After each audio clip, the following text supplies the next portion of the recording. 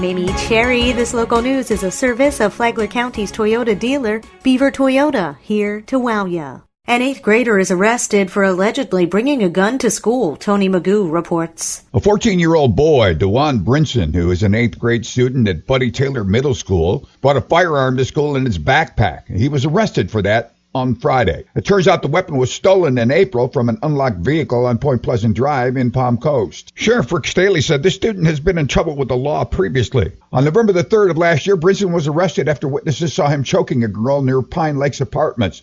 The victim said he tried to take away her backpack. In teen court, Brinson was relieved of the charges. Sheriff Staley went on to say his crimes are escalating and he is on a track to grow up and be an adult offender and spend his adult life in prison. Brinson has been charged with exhibiting a weapon on school property, grand theft of a firearm, and interfering with a school function. He'll be booked into the Sheriff Perry Hall Inmate Detention Facility and turned over to the Department of Juvenile Justice. For Flagler's Morning News, I'm Tony Magoo. This portion of Flagler's Morning News is brought to you by the Daytona Beach International Airport. Save time, money, and stress. The Daytona Beach International Airport, it's just plain easy.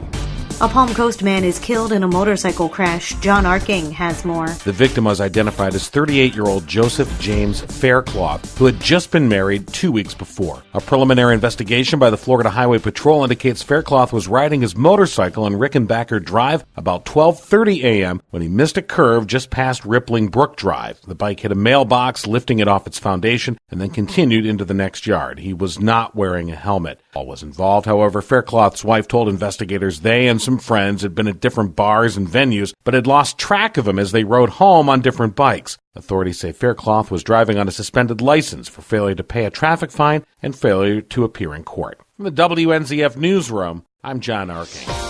This Thursday, the evacuated Sheriff's Office Operations Center will be tested again for toxins. But if he were County Administrator, Sheriff Rick Staley says he would cut into the walls and let's prove what's in there behind that drywall once and for all. I've been asking for those walls to be cut into for a year. Staley tells WNZF's Free for All Friday that since they evacuated the building, Sheriff's Office operations have been decentralized. We don't really have a command center anymore. We have offices that we're sitting in the courthouse on 3 different floors. In a jail administration building. You walk into there, it still smells like marijuana because that's our temporary storage for evidence. It's a bad situation. While he says it hasn't impacted services or crime reduction, it has made communication difficult. The people that I rely on to run this agency and help me, they're on 3 different floors. They're behind locked doors in some cases on the same floor you can't get to. Now they're all over the place. So communication is the issue.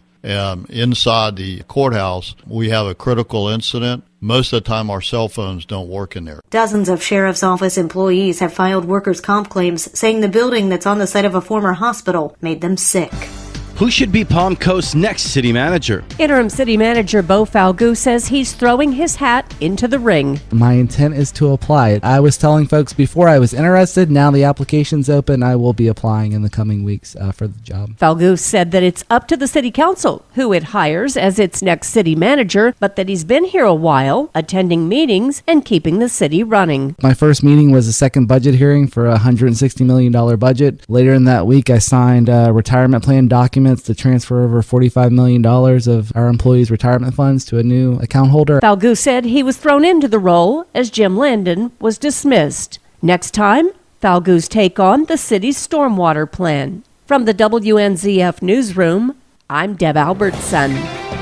A second county judge and wastewater treatment upgrades were just some of the things residents and elected leaders expressed they wanted before Flagler County's legislative delegation at a public meeting Friday. Flagler County Commission Chair Donald O'Brien called the need for a second county judge critical, with a study showing Judge Melissa Moore Stens having the highest workload in the state. But the issue requires certification from the Florida Supreme Court, which determined last year that Flagler didn't need an additional judge. State Rep Paul Renner and State Senator Travis Hudson called it a priority for them as well.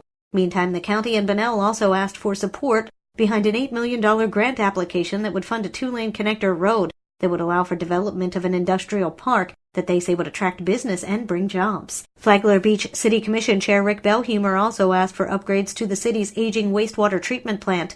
Both Palm Coast and Flagler Beach requested beach renourishment monies. Daytona State College President Thomas Labasso appeared before the delegation seeking millions for a new building on Deltona campus, a writing center, and a renovation of the Palm Coast campus that aims to bring a full nursing program to Flagler County. The Sheltering Tree, which serves the homeless, asked for $30,000 to build showers and a laundry facility. And now you're up to date on Flagler's Morning News. I'm Amy Cherry.